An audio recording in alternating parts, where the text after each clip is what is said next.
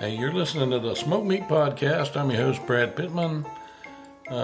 Today's podcast is sponsored by some good friends of mine, Joe's Underground in Augusta, Georgia, at the corner of 8th and Broad. Right now they're doing what they need to do, and they've got it shut down because of this pandemic. You know, they want to see everybody, want to have fun with everybody, but don't want everybody to get sick. So, you know, they're kind of hanging out and just not able to be open right now. They are selling t-shirts and some other swag on their Facebook page. So everybody go there, Joe's Underground. Help support them that way. And when it's over, go down there and have a drink, have a party with your friends. You know, be with Jeremy and the staff. They're all such great people. And enjoy Joe's. Remember, I goes to Joe's, and so should you. The corner of 8th and Broad in Augusta, Georgia. I got a very special guest today, Mr. Larry Hankin. Let's get to it, boys and girls, here on Smoke Meat. Welcome to the Smoke Meat Podcast. I'm your host, Brad Pittman. Today, we've got such a treat. We're on the podcast with Mr. Larry Hankin. You've seen Larry in just about everything. If you haven't, you need to get a TV and a DVD player and go to the movies, because he has been in everything. So without further ado, we're going to get cranked up here. How are you this morning, Larry?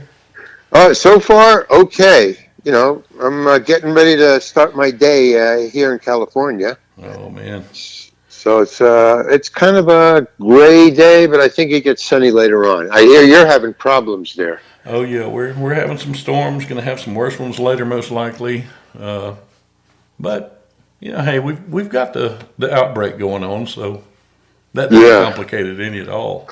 Right, yeah, me too. Yeah, I've been doing this self quarantine thing here at home, staying home like I'm supposed to. I've actually relegated myself to the basement to stay away from my wife and kids. And wow, yeah, yeah, that's pretty. How's it doing in Georgia? I mean, you know, is it very bad? I mean, here it's okay. I live in Santa Monica, so I'm still in the house though. Yeah, here in Georgia, it's gotten pretty bad. Wow. Hopefully, it's going to peak really soon and be done. I'm ready for this thing to be over. If people would just do what they're supposed to. I had to go to the grocery store, and I was one of probably 5 people that had a mask on. Yeah, that's where it's getting serious, when people are starting to get bugged when other people don't have a mask on. Yeah, when I go out and I see people without a mask, it bothers me. It's because it's me I'm thinking about, you know? Yeah, exactly. I've been a paramedic 30 years. I haven't worn a mask a whole lot, but during this, I wear it with everything. Oh, wow, paramedic. Wow, so you're working. Well, right now I'm not, but I'm probably going to wind up in there tonight, and I'm working the rest of the week. Yeah. Well, you know, hey, keep on trucking. You guys are heroes, man. Yeah, it's cool. Good for you. Good for us, actually. Yeah, just one of those things, man. It is what it is. Yeah. When I talked to Steve the other night, you know, and he told me, he said, you need to talk to Larry. He would be an awesome guest. I got so excited. Oh, well, cool. I mean, yeah, now that I've been doing some podcasts, I start to realize there's people who actually know me. I mean, you know my work, because I just keep my head down and just, you know, do the next thing. So I don't pay much attention, but wow. Yeah, so that's cool. Yeah, for me it is. Yeah, doing my research, you know, I knew you'd been in a lot of stuff, and I started looking. I'm like, holy crap, this guy he's been working forever and just grinding it out. And it's just awesome to see somebody with that work ethic, you know. Well, you know, you got to pay the rent. That's pretty much the motivation in the beginning. You know, when you're young and got kind of a fire in your belly, you just don't want to get out there. Yeah. But after a while, you know, it's just, well, you know, I got to get another job. This one, because you know, in show business and in TV and stuff and movies, you know, it's not steady work. It's even no matter what job, no matter how great it is, it's over in a couple of weeks, maybe 3 months. But you know, so yeah, for about 3 days, you're thinking, "Wow, that was really great." You know, I got some money socked away, And then, you know, there's this, after 3 days, you start to go, oh my God, that was my last job. I'll never work again. I mean, yeah, you can't help thinking that way. It's really weird. Yeah, and that, like I say, that's what'll keep you going. You know, I look back on this. I looked on your IMDb just to see, okay, what has he actually been in? Yeah. And I saw Yours, Mine, and Ours. I've been watching that Wow. movie since I was a kid. I never realized Right. that you were the bag boy in that. That is awesome. Yeah. Every once in a while, I'll run across it. And because in those really old movies, I'm totally removed from it. I mean, it's like watching another person. And I watch that and I go, holy cow, I'm even in that. That's amazing. But I only watch my scenes. Once I get past my scenes, in the old stuff, you know, when I'm a kid. I go, yeah, well, yeah, I was pretty good. Yeah, that's okay. You know, go on to something else. It's the new stuff that I watch. I'm trying to see, you know, if I make mistakes and how I'm doing and, you know, am I still doing okay? Yeah, it's kind of interesting, the gigs that I have and the job that I do. Yeah, and I'll tell you what is probably, and I didn't realize that you were this guy until, once again, I read some. And it's probably one of my favorite characters in any movie, and it's probably a 2-minute part. What is that? Doobie. Doobie! I love Doobie, I like Doobie. Yeah, he was kind of cool. I really wanted to do more of him in that movie. Oh, was that Trains, Planes, and Autos? Yeah. That was it. I love Doobie. Well, the inspiration, I mean, the reason that I liked him was because of the look, but that cab, the inside of that cab, whoever did the inside of that cab really did a job, man. Oh, and he got me, whoever it was, a male or female, whatever. But every time I got in that cab, you know, I became Doobie. There was no question. I was just surrounded by all those pictures. I don't know if they ever got a really good shot of the cab, but there was a hint of it, I know. Mm-hmm. All those pictures and stuff. Yeah, that was a great cab. That was Doobie to me. Yeah, that was just the hair. Just I've known guys like that, and that's why it was so awesome. It was one of my favorite. Oh, right. Ever. What did they call those hairdos? The pompadours. Pompadours, yeah. I don't know if that was a wig or that was my hair. I knew around that time I had long hair, so I don't know. But yeah, that was a cool part. But that was a cool movie. I mean, those guys were really great. Steve Martin and John Candy. Yeah, I tell you an interesting story about that movie actually, and Doobie. When we were in the cab doing that, that was all shot on a sound stage. We weren't driving at all. There was just guys running by. And they turned the lights out on the sound stage. They had a couple of lights inside the cab, as movies do in interiors of cabs or in cars. But they had the lights turned out. So these guys, the crew members, had branches and trees and stuff that they were holding in their hand. And they were running by the car, so it gave the impression that we were passing. So it was really strange because the car itself, I don't know why they did this, but they took the wheels off. It was up on boxes in the middle of this empty sound stage, and you see crew members running by. So that was really strange, and we're doing the scene. And John Hughes, the director, was sitting on the outside of the cab on a little soapbox. A little wooden box sitting on the outside of the passenger side in the front, and he was kind of directing. And the interesting thing, I guess, about it was after we shot the scene, as it is in the movie, he had us improvise that scene for about a half a day, for about at least 5 hours. We were just improvising, and he would. The amazing thing about John is, we improvised for about 2 or 3 hours, and then he went up into, I guess there's a room where you can watch a TV set, but there was a huge sound stage, and way upstairs, there was about four stories of clear space, and he was up there somewhere in some little storeroom. and he was talking to us on a little microphone inside the cab, so he could see us, but we couldn't see him. And he then told us to combine the dialogue as it was in the script with the improvs. And, we had been improvising for about 2 or 3 hours at least. So we didn't remember what we were doing, but he did. John Hughes remembered every improv that we did, and he was saying, "Well, no, John, John Candy, you said this in one of the improvs, but then follow it with what's on the script, and then Larry, you just keep improvising, and Steve, you said this when he said that."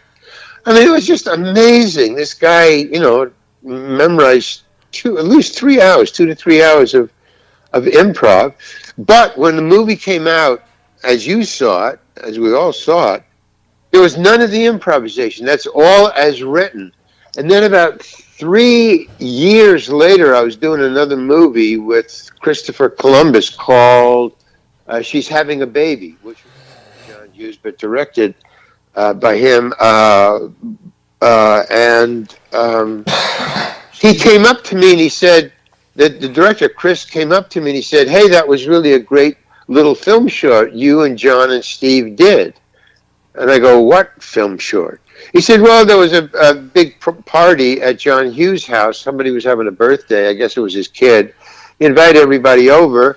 So at the end of the evening, he showed us this film short about you who were a cab driver, and it was a Steve and John Candy, and it was from the movie Trains, Planes, and Automobiles, but it was just a film short, and it was really funny." I said, "That was the improv they did." It was, because the scene in the movie was only about 2 or 3 minutes of Doobie, but the film short was 10 minutes, so obviously he used all the improv. And I've never seen it. I'd love to be able to see what that film short was. I met Chris Columbus, and I asked him about it. I said, "You saw that movie, right, at John's house?" He said, "Yeah." I said, "Well, where is it? Can we see it?" And he said, "No, I've never seen it again, except for the people at the party. Nobody's ever seen it." And then John Candy passed, and I have not been able to get in touch with his wife. But I'd love, if anybody out there, for some strange reason, saw that film short, I'd love to see it. Oh, man, but yeah, that's the story of that film, actually. Yeah, I would love to see that. That would be... Yeah. Man, because those two guys are really funny, man. When you let them go, I mean, I worked in Second City for a couple of years, so I know how to improvise. But they're pros. I mean, they're really loose. I was really amazed, actually, because they're actors and they were stand-up comedians. But under John Hughes, kind of direction and saying, do this, do that, or concentrate on that, whatever. Yeah, it was really amazing. So John Hughes is really an amazing guy, and so is Steve and John Candy. Yeah, I mean, you just looking back, the people that you have worked with. I mean, just man. Yeah. And you're so down to earth, and it's awesome that you are who you are. And a lot of people would have this resume and go, "Well, you'll have to speak to 50 people to speak to me for 30 seconds." But yeah. I remember calling you the other day. You're like, "Cool, let's do it," and that was amazing. Yeah. Oh well, I mean that's in other words, but I'm from Far Rockaway. I'm not from Hollywood, so that's who you're talking to. And when and the stories that I have, and all these from all these movies, I'm really and I like it this way, is that I'm a kid from Far Rockaway. Who you can't get Far Rockaway out of me. I don't think you can get Georgia out of you. I mean, you just grow up, and that's what you and who you are.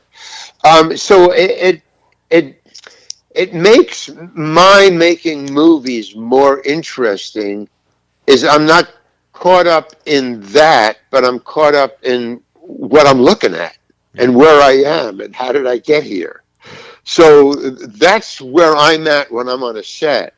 It's holy cow, man. I got to tell the guys about this.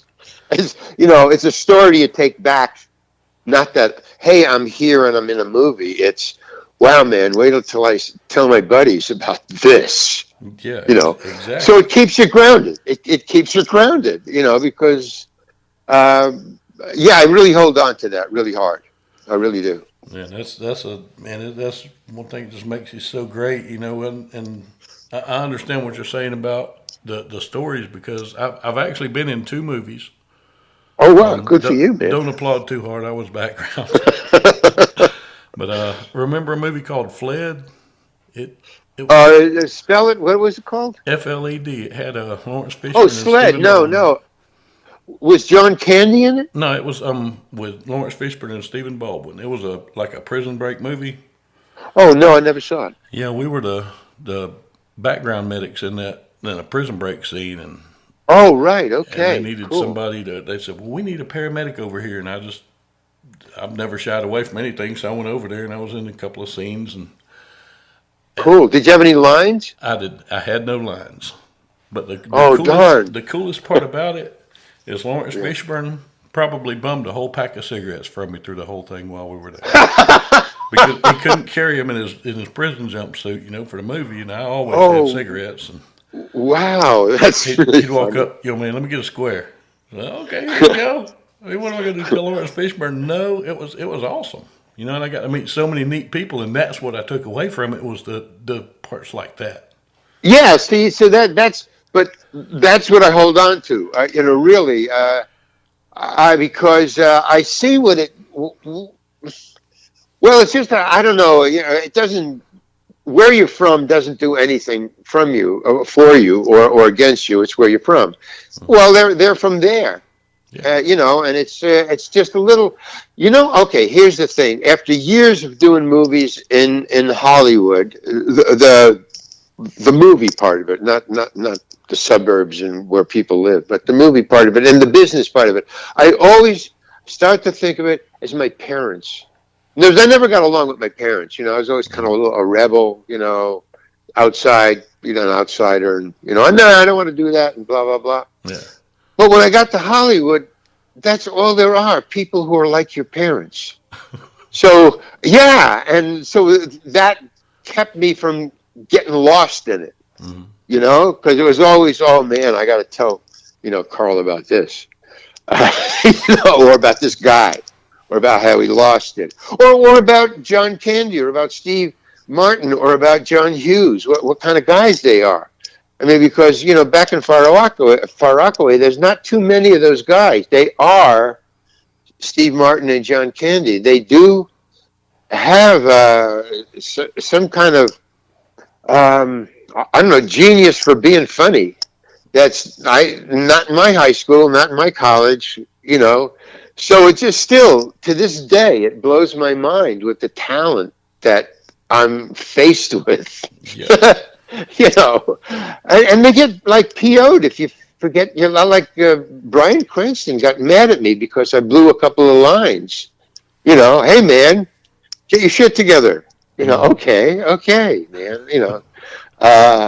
So yeah, I mean, that's my reality. Yeah. And I hold on to it because it makes funny stories. They don't have. Well, I don't know. When they're working, they're professionals, and I don't blame them. When you work, you're a professional too. I mean, there's that going on, and I do try to learn from that. Just be a pro, man. That's all. And on the being professional part, I've just I've been the guy that had the pressed uniform and was everything used the big words. You're diaphoretic instead of hey man, you're sweating. Yeah, right. Wow. And that seems professional, but over the years I've found my style, and I figured out people respond to you're sweating better than right. And I'm me, and like I say, that just works so much better. Oh people yeah, know I'm because all they know business, you're. but they know I'm one of them, and it works great. Yeah, exactly. It really does. It gets me in a little bit of trouble because not only am I trying to be real, whatever, because it works in front of the camera, by the way. Yeah. Acting is just being as real as you can be, So, but, yeah, I mean, there is yeah, I learn a lot. And I'm there to learn. I guess that's why I work so much. Is I just try to be better. So if there's somebody who, well, like John or Steve or Bryan Cranston, if I'm working with Bryan Cranston or somebody like that, or I was directed by John Huston, man, I just keep my mouth shut and I just try to. This guy knows stuff that I probably need to know. On the other hand, I'm dyslexic, and that kind of gets in the way. So I get in a lot of trouble, too, because I misinterpret a lot of things people are saying. So, but, you cope with it. There's ways of getting around it. I mean, if you're dyslexic. By the way, I didn't know this. I just found this out. One out of 5 or 1 out of 7 people are dyslexic. I didn't know that. And when I was a kid, there was no such thing as dyslexia. Yeah. Which it just means that you just think different. I mean, it's a different wiring system. But it doesn't make you smarter or dumber. It's just, you think different. So I get in a lot of trouble on the set, which makes for funny stories, after time goes by. but it does make funny stories, Like when Brian got mad at me for blowing lines, which I thought, well, I got ADHD, I got dyslexic, that's why I'm blowing lines. It's just something, but I don't do it too often. Mm-hmm. And I do study my lines more than other people. So when he started to kind of get passive aggressive, like he wouldn't look at me when I was, working in front of the camera, it just, kind of ignoring me because I was going up on my lines. Mm-hmm. I excused myself. I said, can I talk to the director for just a second? I walk out of the scene. I go over to the director. I just got to ask you something. Is it okay to curse on your program? Well, all right, you can bleep me out. But I went over to the director and I said, look. Yeah. Oh, yes. He said, I went over to the director and I said, look, man, I'm new here. I mean, Bryan Cranston, he knows what he's doing, but he's really getting passive aggressive at me. He won't feed me his lines. He won't look at me because I'm going up on my lines. So, am I holding things up? Am I doing something wrong? And the director says, well, 2 things, Larry. One is all actors go up on their lines, and 2 is, fuck Cranston, we're losing the light. Get back in the scene and let's work, okay? And I thought, okay, man. Yeah, I mean, okay. Then he just took the kibosh off of me, and I just went in there, and I never blew another line the rest of the day. I mean, it's just that boy when a star, like Cranston, it gives you a heat. It really makes you nervous, even though I'd been around for a while, I've done a lot of work. And still, he got me nervous, Yeah. But, thank God for there's somebody like see, that's the thing about directors. They don't direct. Al Pacino, I read a lot of working actors, what they have to say about the craft. So, I'm really interested in that. I'm into process. Yeah.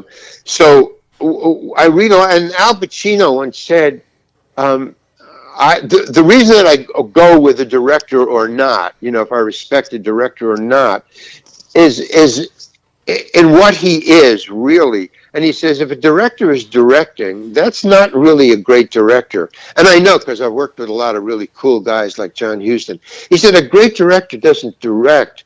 What he does is he's a safety net. He says, because Al Pacino was saying that. He said, I like to take chances. That's how I act. I just go out there, and I just go for something.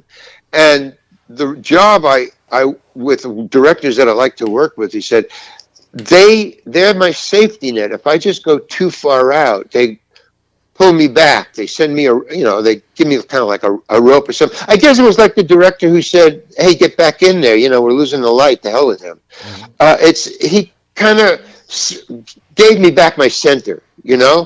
He didn't direct me. He didn't say, well, do it this way. He just gave me a shot, to wake me up. Yeah. And I think that's what Al Pacino was talking about, is because all the great directors like John Huston, John Hughes, they don't direct you. They just give you little hints as to like, well, when we were improvising, he goes, well, talk about the steering wheel a little. He doesn't say what to do with it. He just says, talk about that, or talk about where you're going, but he doesn't say do this or do that or be this or be that. And all the directors are like, even somebody like I worked with, Larry David. Mm-hmm. He doesn't direct you. I mean, and he's really cool, man. Larry David is really He funny. seems like he'd be cooler than the other side of my pillow. Cooler than what? The other side of my pillow. Oh well, yeah. He's great. He's so like for him when I was doing what was that? Tom Pepper. Mm-hmm. The guy with the raisins. Yeah. Well, what was in my mind when I was doing that part of Tom Pepper was he was so angry on the page, the way it was written. Mm-hmm. It was a kind of an angry guy, like I don't want to talk about any kind of dried fruit. That was one of his lines. I thought, okay, I'm going to go against it. I'm going to go Buster Keaton. I'm going to not do anything. I'm just going to be blank and let the character, his blankness, be the funny part of his anger. And it worked. I auditioned that way. I got the part. Mm-hmm. So I'm on the set, and we're doing the scene. I'm doing it with Costanza. And Larry David's not saying anything. He's not directing. He stands off on the side. There is a real director, but he's just a traffic cop. He just says where the camera should go and where you should stand. But he doesn't really direct. Larry David stands on the side, and if he has anything to say, he'll say, Tom, let me just talk to, Seinfeld. He'll walk up. He'll pull you aside, which is kind of nice. He doesn't talk to you in front of everybody. He pulls you aside, and he goes, blah, blah, blah, blah, and he whispers to you. So it's kind of cool. It's private. So I was thinking, gee, when is he going to talk to me like that? Like he's talking to Seinfeld, talk about the character and everything. Finally I see him, he comes over to me. He says, I want to talk to Larry. And I go, okay, cool. He's going to pull me aside and tell me great gems of acting wisdom. He pulls me aside and he goes, I know what you're trying to do. And he's like got this attitude. I know what you're trying to do. I go, and so I give him an attitude back. I mean, I have no compunction about that. We're just two people here. He goes, so I go, okay. What am I trying to do? And he goes, you're trying to do nothing. And it blew my mind because that's exactly what I was trying to do. And I go, oh, wow. I mean, he was so surprised to go, oh, wow, right. Yeah. And all he does is he says, he says, well, you're doing something. And he walked away. And I thought, that's the greatest piece of directing I've ever had. That's great, man. So I said, okay, cool, yeah. I said, I love it. So I said, okay, so now in my head I'm going, oh, cool. All right, just even bring it back more, less. Mm-hmm. And so, I do it again. And he starts heading towards me. As soon as the director yells, cut, I see him walking towards me, and I go, oh, man, I still do. But he doesn't stop. He's walking too fast, so I figure he's going to talk to somebody behind me. He's going to pass me right by. And he does. And as he passes me, he just whispers as he goes by, you're still doing it. And boom, and he's gone. I go, okay. And then we did it again, and it was fine. But, I mean, see, the great directors know how to tap into where you're at. Yeah. I mean, that's their... Yeah, I mean, just like the director with Brian, he just saw I was upset, and he just knocked that out of me. Cool. Yeah, and that's the fun part where you learn something, right? It's instant learning, instant karma. You go, wow, okay. Less is more, always. Be real, to-do. Anyway, that's those guys. Hey, I've been doing stand-up for forever. Oh, really? Yeah, I've never gotten big. I've always just done it to have fun and make people laugh. And yeah, here in the last several months, I've decided I want to try a little bit of acting. I've been doing some characters on YouTube. Oh, really? Cool. Yeah, and you should check out my channel. It's Brad's Comedy on YouTube. It's all one word, no apostrophe. Cool. Okay, I will. But the only character I actually knew who he was going to be was the clown guy. And I'm actually a certified clown also. I used to teach fire safety as a clown.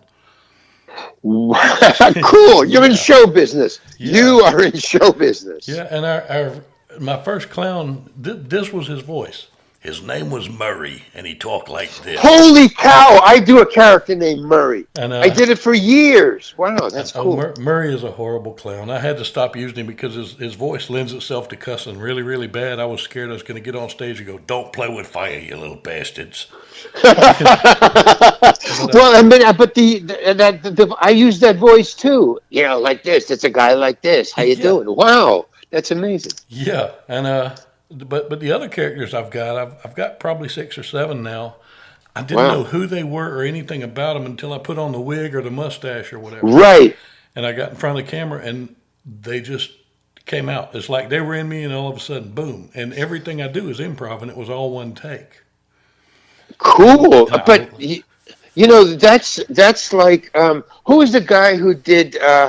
He was in 5 Easy Pieces, and he was the Batman for a while. And he did, and he was married to John Huston's daughter. But anyway, he said something that taught me a whole lot in an interview. One of the guys he did Batman, and there was another actor who was going to do the next Batman. So that actor came to this actor that I'm talking about, who had done Batman already, and he said, "Look, man, you know, we're in rehearsals now for the Batman movie, and I'm wearing this costume, which is huge and very heavy. It masks me totally, the face and everything." He says, "How the hell do you act in a suit like that, man? You know, you just lost under all that." And this guy already did Batman. He said, "You don't act." He said, "You let the suit do the acting." Yeah. And that's what you're talking about, man. And it's with me, too. Once I get in costume, the character comes. Sometimes there's a movie where, you know the guy, the actor who plays Columbo? Yeah, Peter Falk. Peter Falk, yeah. He's in this movie, and he's playing an actor, and there's a scene where the actor is in the costume department trying on his costume, which is just a suit. So he's got a suit on, and he's now the character in the movie that he's playing, the character that the actor is playing in the movie, wears a fedora. And Peter Falk, in the scene, in the costume department, in front of a mirror, has about 10 hats. And the scene is just Peter Falk looking in the mirror and putting on these different kind of fedoras, and you know, snapping the brim down or putting it up, or he takes the next. And the scene is about, I don't know, maybe a minute or two long, but it's a very long scene for no talking. It's just Peter Falk looking in the mirror, trying on these hats while a costume guy is just standing there silently watching him, waiting for him to, you know, pick out the right hat. And finally he does, and he just puts on the hat, and he kind of, you know, clicks it down a little over his eyes, and he goes, "Yeah, this one." And he walks away. And after that, that was always what I would do in a costume department. I put on my hat, you know, I just study it and get in. But you're right. The costume gives you the character. It's really weird. You know, my second character, I sat down and I got a notebook and I wrote and planned this guy out, his whole backstory. Right. He was going to be the overzealous high school football guy that doesn't have kids or never played. Cool. Everybody knows that guy. Yeah. When I put his hair on, his hair's kind of the gray comb over of the Georgia or the Southern football coach. Oh, it's like who's the Southern president? The Southern president? Jimmy Carter. Yeah, like his hair. Yep, but it's gray.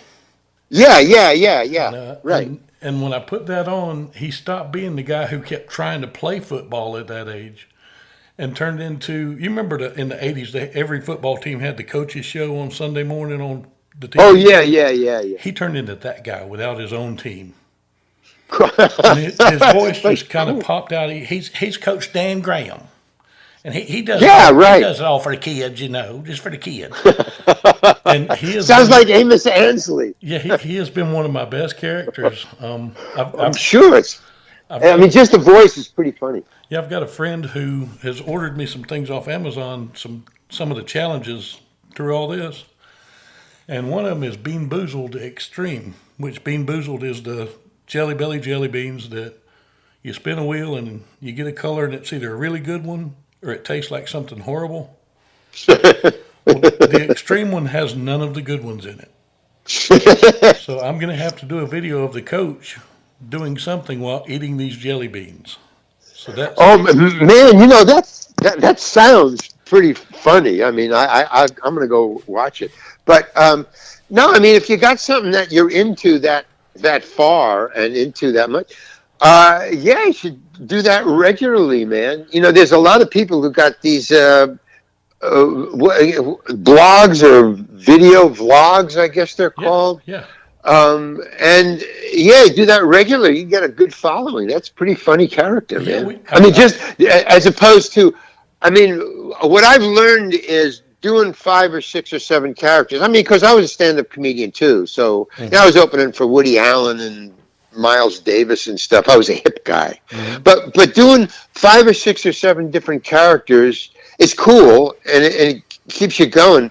But if you can narrow it down to like 2 or 3 or 1 great characters or character, yeah, you start to like really get into it and start to build them out. They become really solid and real. So, but that guy sounds pretty cool. Yeah, it's funny to me. I've got 3 that I'm doing really, really a lot of with now. I've got exactly. The coach. I've got Chef Rupert, and his voice is like this, and he's got a handlebar mustache and wears a do-rag, and he is awesome.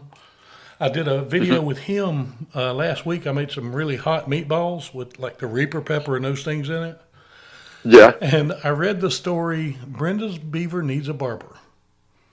And wow, where did you get that story from? I've seen people have been reading it on Facebook of all places, and I actually posted it. I did it live on Facebook and actually stayed in character while I ate these ungodly meatballs. Holy cow. Well, okay, so let me ask you about that story. Well, why are people reading it on Facebook? What is it? Just people are bored with the quarantine and everything. Oh. So, but what's the name of the story? It sounds interesting. I want to read it all of a sudden. What's it called? Brenda's Beaver Needs a Barber. It's supposed to be a children's book. Yeah, okay. Princess Beaver Needs a Barber? No, Brenda's Beaver. Oh, Glinda's Beaver. Brenda. Yeah. Brenda's Beaver Needs a Barber. Yep. Oh, wow. That's pretty, yeah. So and kids are yet supposedly, wow, that's good disguise. Yeah. That's great. Oh, no wonder they're reading it on Facebook. Yeah. You can get away with that. Yeah, and it is hilarious, but I stayed in character through the whole thing. Wow. Well, now I got to see that. Now I got to see it. I actually sent you a friend request, so it's on my timeline. Oh, okay, cool. Yeah. I'll check it out. Yeah. But yeah, I mean, I love just doing those things, knowing I'm probably not going to reach a whole lot of people. It's never probably going to take off huge, but I understand why you do what you do because it's fun. It's what you are. Yeah, it is. But, about that and what you just said about not many people say, that's not what the important thing is. That's called branding now.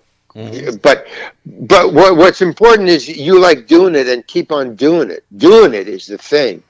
And if it's really good enough and you really like it, if you're really into it, people start picking it up and they start reading it on Facebook, and it starts getting out there or tuning in. Yeah. I mean, like my website.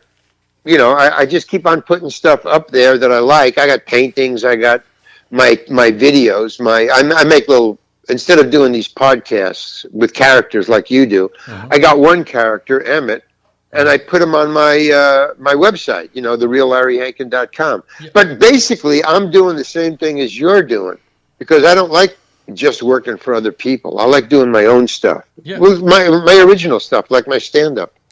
So yeah, I mean, but I just keep doing it and telling people about it, and it'll build.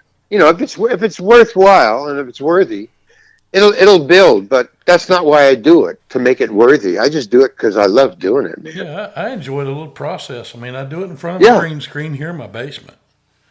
Oh wow, I'd love to have a green screen. That's one of the things I miss. When I was doing stuff in my own house, in my own apartment here, but I was wishing I had a green screen. I tried to set it up, but it really didn't work too well. Because do you have a green screen, an actual green screen, or did you jerry rig it? Yeah, I actually have an actual green screen. When this is over, I'll send you a link to a list I'll make for you. Oh, okay, yeah. I want a green screen. I really do. Yeah, If you it's can, so much fun. oh yeah, because you can then put anything behind there. Oh yeah. Yeah, When I was experimenting, and it didn't turn out, because what I did is I bought in a cloth store where you buy these bolts of material. oh yeah, I bought a green, a couple of yards of green material, but it's not the same as a screen. yeah, It shows up grainy as green. It didn't work, so I just gave up. yeah, But yeah, I'd like to send away for it. yeah. Yeah, that'd be I'll cool. make you a list and send it to you. You will. Cool. It's so much fun to do it like that. And apparently, the right person, did see one of my videos, Yeah. because right before all of this hit, I got an email about 3 o'clock one morning, and somebody had sent me some sides from a TV pilot and asked me to audition for it. Really? Yeah, Wow. I taped an audition. It was actually for two different parts. I taped those, and of course, all this hit, so everything's at a standstill. So Yeah. Right. Yeah. I Well, must have, see, there you go. I must have gotten it, because that's the only way all this would hit and halt production on everything if I have a shot to get on TV. Yeah, I mean, I'm wondering about that. Here I live in Hollywood. Well, I live in Santa Monica, but it's near it. Yeah, And I just wonder how they're making these shows. The TV shows. How do you do that? Because everybody's supposed to be quarantined and wearing masks. Are they just doing reruns? I mean, I don't watch TV too much. yeah, So I don't really watch the regular shows. I watch, like Nova and stuff which doesn't have actors in it, information kind of stuff, news and stuff. But even the news people are, they're 6 feet apart. They're doing it from their own apartments, and yeah. but I wonder how the TV shows. I don't know. Do you watch television? I, There must be turning them out, but how are they doing it? I don't know. I watch Really weird. I watch some. I mainly watch a lot of online stuff, but I'm curious about that too. The fall season's going to be real interesting. Yeah, yeah. I think they're doing reruns because I don't pay attention to the regular show, so I don't know if I'm watching a rerun or it's a new show. Yeah, So I just tune out. I mean, I'll watch it for 10 seconds. So I just can't.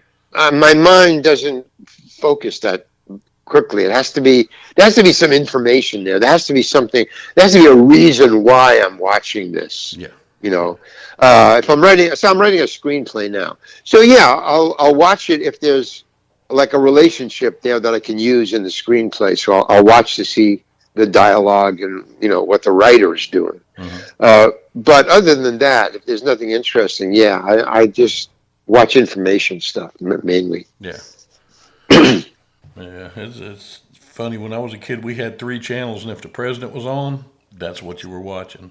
Yeah, right. Well, when I was a kid too, that's exactly. There wasn't that much. But now, and I did watch for a while, a couple of years ago. But no, I mean, I just rather do something else than watch TV. Yeah, It doesn't interest me that much, really. But also, I'm also writing my own stuff now. I write my own. Well, like you, I'm basically we're doing the exact same thing. The difference is I'm in an area where people get paid a lot of money to do what you're doing. If you lived in Hollywood, you'd probably doing it for some small cable channel. hmm They would, because you're right here, and you have the availability of just showing it to people, or just getting on the phone, or knowing somebody just in a supermarket, meeting them. I have a friend who's a writer, but what he does, and he's written books, but he sells them himself. hmm He'll. What he does is he goes out on the beach here. He goes down and he just walks on the beach with a bag full of books, like about 10 books of his, and he just approaches anybody on the beach who's reading a book, on their blanket, and he'll go up to them and he'll try to sell them his book or leave it with them. But or give him a card to go buy the book in a bookstore because you read books, but that's what he does. And the beach that he walks around on mainly is Malibu, where all the stars live and the big, high muckamucks are. Oh, yeah. Well, he hands his books to people who call him back, and you don't have access, but he does because they're on the beach outside, and they call him, and he gets gigs that way. Nice. So in other words, he's doing exactly what you're doing, but he's walking in a place where people who can help him are available. Nice. The beach. I mean, yeah, and he keeps on telling me that's what I should do, but I have my own contacts. That's another reason why I'll do movies now. It's not so much because I want to do them. Mm-hmm. I've got enough coming in from residuals where I can sort of, pay my bills and raise the money that I want. You're probably still getting residuals from Alf. Excuse me, say that again? You're probably still getting residuals from Alf. Yeah, I mean, those are about I think they go up and down. Yeah. So sometimes you get a check for I was getting checks from Disney. I can't even remember what I did for 2 cents. I would get a check for 2 cents. But for Alf, probably it's it goes from $10 to then it goes up to maybe 100, or it's in the hundreds, and then it goes back down, depending on. It's a scale. It goes one show, the next show a little higher, then down and down and down, then up and up and up and down and down.